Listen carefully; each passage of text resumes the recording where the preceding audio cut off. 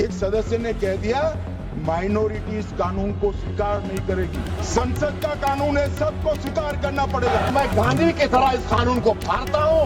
ये अनकॉन्स्टिट्यूशनल है सर। क्या भगवान कृष्ण से पहले इस्लाम धर्म आ गया था क्या? If section 40 is deleted, madam, the work board power itself will be teethless doll. ওয়াকফ বিল নিয়ে উত্তাল রাজ্য রাজনীতি। কেন্দ্রীয় সরকারের নতুন ওয়াকফ বিলকে ঘিরে উঠছে প্রবল বিরোধিতা, রাজ্যের প্রতিবাদের ঝড়। মুখ্যমন্ত্রী মমতা বন্দ্যোপাধ্যায় জানিয়েছেন, সংখ্যালঘুদের অধিকার রক্ষায় রাজ্য সরকার পাশে থাকবে। আর সেই প্রতিবাদের আঁচ এবার পৌঁছেছে শহর কলকাতায়। আজ রামলীলা ময়দানে অনুষ্ঠিত হচ্ছে বিশাল প্রতিবাদ সভা।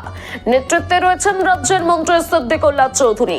সভায় অংশ নিচ্ছে একাধিক সংখ্যালঘু সংগঠন, যার ফলে শহরে তৈরি হয়েছে যানজট এবং নিরাপত্তার সংক্রান্ত আশঙ্কা।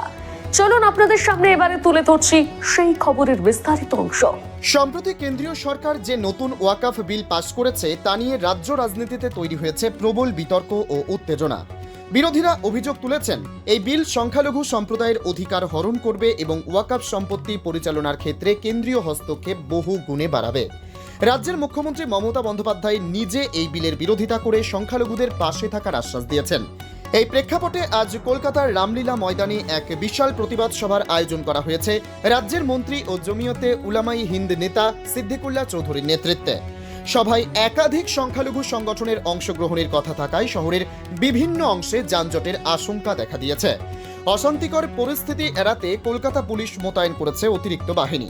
সভাস্থল এবং তার আশেপাশের এলাকাগুলিতে রয়েছে নজরদারি ও নিরাপত্তার কড়া ব্যবস্থা। পুলিশের পক্ষ থেকে জানানো হয়েছে, সভা শান্তিপূর্ণভাবে পরিচালনার জন্য তারা সর্বতোভাবে প্রস্তুত।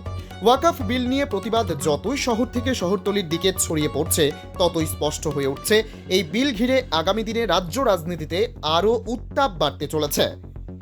Bureau report, জজবাত 24 Bangla.